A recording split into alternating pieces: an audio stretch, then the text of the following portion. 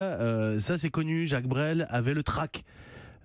C'était vraiment aussi maladif qu'on l'a dit, c'était vraiment une angoisse avant de monter sur scène. Absolument, ce que vous venez d'entendre, bon, c'est vrai que c'est quand Jacques était animateur ici, peut-être dans ce studio, autour de ce micro, et il faisait des billets et il parlait effectivement.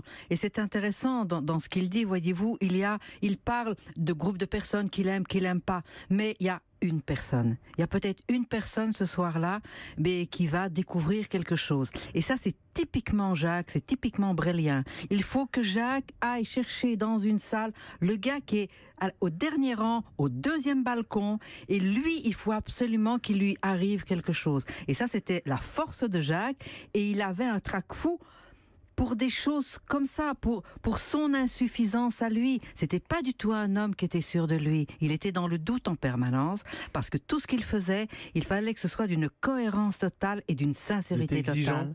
Terriblement. Terriblement exigeant. Oui, pour lui et pour ses proches. Aussi, ça allait avec. Ça va souvent avec en même temps.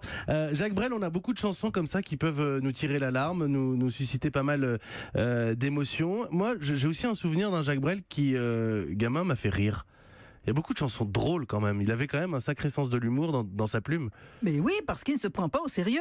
Parce qu'il ne se prend pas ni pour un chanteur, ni pour une vedette. Quand Jacques débarque à Paris en 1953, il veut pas montrer qu'il est le meilleur. Il veut simplement dire, voilà, j'ai des textes.